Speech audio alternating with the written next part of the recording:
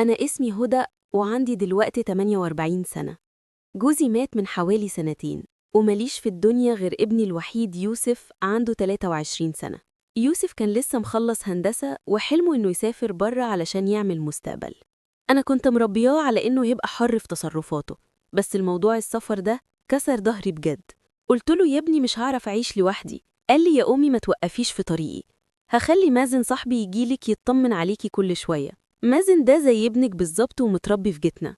مازن ده كان صاحب ابني يوسف، كان صاحبه الأنتيم، كان تقريبا عايش معانا. كنت بعامله زي يوسف بالظبط. ودعنا يوسف في المطار، كنت منهارة قوي. مازن كمان كان عمال يعيط بالدموع. واحنا راجعين بالعربية لقيت مازن بيقولي علشان خاطري ما تعيطيش، أنا ما بحبش أشوفك بتعيطي. قلت له الفراق صعب، صعب قوي يا مازن، ما أقدرش أعيش من غيره. قال لي طيب وأنا، هو أنا مش كفاية ولا إيه؟ هو أنا مش زي ابنك؟ عايزاني أسيبك أنا كمان؟ طبعا أنا قلت له لأ طبعا، اوعى تعمل كده، ده أنت الحاجة الوحيدة اللي فضلت لي من ريحة ابني. قعد يهزر معايا علشان ينسيني لحد لما وصلنا البيت. من ساعة ما يوسف سافر وأنا عايشة في حالة من الزعل. أنا عندي 48 سنة بس الوحدة كانت بتخنقني. قعدت فترة طويلة قوي تعبانة وأنا نفسيتي في الأرض. في يوم جالي مازن بالليل علشان يطمن عليا. قال لي مالك، ما كلتيش خالص من الصبح؟ وفعلا جاب ليا عشا وقعد معايا وخلاني أكلت. أكلني بالعافية ساعتها، وبعد ما اتعشينا قال لي ساعتها إن هو هيمشي. قلت له لأ خليك، أنا بخاف أقعد لوحدي. الصبح صحيت لقيت مازن محضر الفطار. قال لي يلا عشان نفطر سوا، وعايزك بقى تفوقي كده، أنا هزعل منك ومش هجيلك تاني لو فضلتي كده. وفعلا بقينا كل يوم بنخرج بالعربية نتمشى شوية. مازن شاب لذيذ وأنا متعلقة بيه جدا. وفي يوم مازن قال لي إن هو هيقعد معايا يومين علشان يعني ما يسيبنيش لوحدي. أنا قلت له بجد ربنا يخليك ليا، مش عارفة أرد ليك اللي أنت بتعمله ده إزاي. دخل مازن أوضة يوسف وغير هدومه بعد الغدا. قعدنا نتكلم شوية وحسيت بدوخة خفيفة. قلت له معلش يا مازن أنا تعبانة شوية، هدخل أرتاح جوه. قال لي ماشي اتفضلي، ولو احتجتي أي حاجة رني عليا. دخلت أوضتي وقفلت الباب. حسيت إني سخنت قوي. رنيت عليه، فتح الباب ودخل بسرعة. عمل ليا كمادات بمية ساقعة والسخونية ساعتها ابتدت إنها تروح. وأنا بدأت أفوق. قلت له معلش يا حبيبي تعبتك معايا يا مازن، مش عارفة أنا كنت هعمل إيه من غيرك. قال لي مفيش تعب ولا حاجة، أنا هقعد جنبك لحد ما أطمن عليكي. قعدنا نتكلم شوية تاني وبعدين قال لي خلاص أنا هقوم بقى أروح أوضة يوسف. قلت له ماشي، بس بالله عليك اتأكد إن باب الشقة مقفول كويس علشان أنا بخاف جدا. رد بعفوية قال لي ما تقلقيش، انتي معاكي راجل في البيت. قلت له ده انت راجل وسيد الرجالة يا حبيبي. راح قافل الباب كويس ودخل أوضة يوسف. أنا ما كنتش قادرة أنام من التفكير. قمت علشان أشرب أي حاجة. جيت قدام أوضة يوسف وحسيت إني دايخة كده تاني وكنت هقع على الأرض. هو سمعني وجري عليا بسرعة، سندني وقال لي ليه ما رنتيش عليا؟ قلت له مرضتش إن أنا أتعبك، ودخلني أوضة يوسف عنده وقعدني على السرير وجاب ليا مية. قلت له بتردد كده خلاص نام جنبي هنا ما فيهاش حاجة، انت زي يوسف ابني. قال لي ماشي ما فيهاش حاجة. نام مازن على السرير. كنا خلاص هنروح في النوم، لكن وانا نايمة حسيت ان ايده قربت مني بزيادة عن اللزوم. لمسة مش بتاعت نوم عادي، لمسة فيها معنى ومفاجأة خالص. فتحت عينيا وبصيت عليه، لقيته صاحي. قلت له مازن. قال لي في حاجة؟ قلت له لا مفيش حاجة، بس أنا هرجع أوضتي. قال لي هو إيه اللي حصل؟ أنتي اتضايقتي؟ قلت له لا ما اتضايقتش، بس علشان تاخد راحتك أنت. قال لي لا أنا واخد راحتي على الآخر، لكن أنا خلاص. قمت بسرعة وطلعت من الأوضة. دخلت أوضتي وحاولت إني أنام، وفضلت أفكر ليه قرب بالطريقة دي.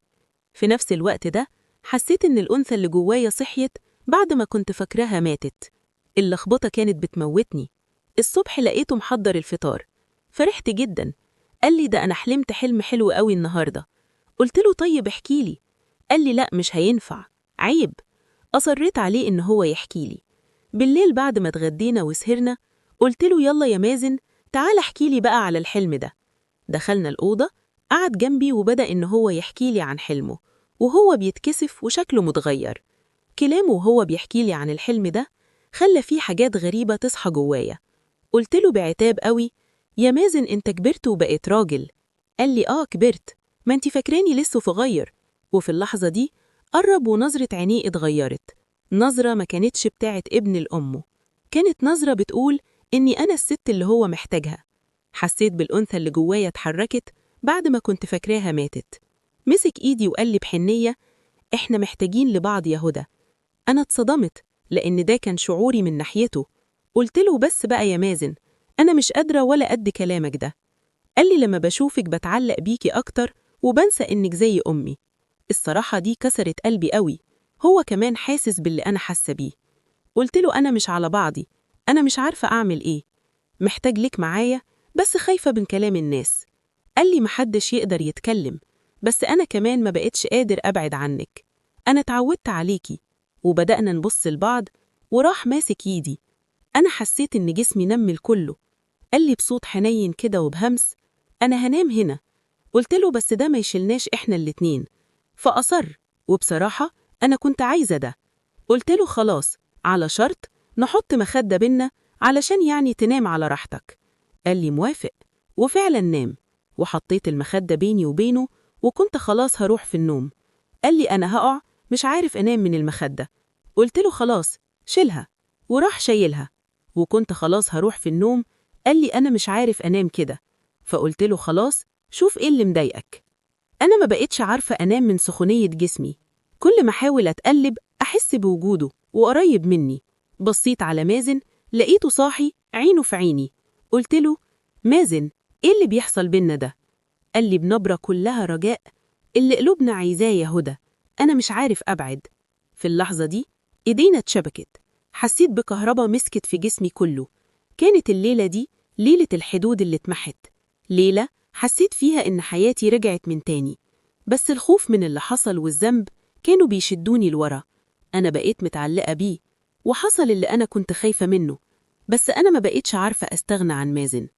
أنا غلطت إني سمحت لحد إنه ياخد مكان يوسف في حياتي بالكامل. قلت له بحنية: مازن، لازم تبعد، أنا ما ينفعش أعيش كده، ولا أنت كمان ما ينفعش تفضل على كده. قال لي: طيب أنا فاهم، بس أنا مش هسيبك، أنا هتصرف بطريقة تانية. مازن بدأ يتغير، بقى بيجي الصبح بس بيقضي اليوم كله وبيتكلم في التليفون مع الشركات. وبعد أسبوعين جالي مازن في يوم كده وقال لي بجدية: أنا لقيت شغل في بلد تانية يا طنط، لازم أسافر. الكلمة نزلت عليا زي الصدمة. هتسافر؟ هتسيبني تاني؟ قال لي: لأ، مش هسيبك، أنا هشتغل وأكون نفسي بسرعة علشان أرجع لك. وسافر مازن وسابني لوحدي تاني. بس المرة دي الوحدة ما كانتش باردة، كانت موجوعة بالحب الممنوع. أنا دلوقتي قاعدة لوحدي، بس كل يوم ببص لصورته، عارفة إن البعد ده كان هو الصح علشان الحدود ما تتكسرش. بس قلبي لسه متعلق بيه، ولسه حاسة إن الوحدة دي هي اللي كانت السبب في كل حاجة. عايزاكم تقولولي حل، أعمل إيه؟ إزاي أبعد عنه بالتدريج من غير ما أكسر بخاطره أو أخسر مساعدته اللي هو قايم بيها؟ وهنا خلصت قصتنا، واستنوني في الحلقة الجاية. ولو عجبتكم قصة النهاردة اعملوا لايك للفيديو، وما تنسوش تشتركوا في القناة وفعلوا زر الجرس علشان يوصل لكم كل جديد.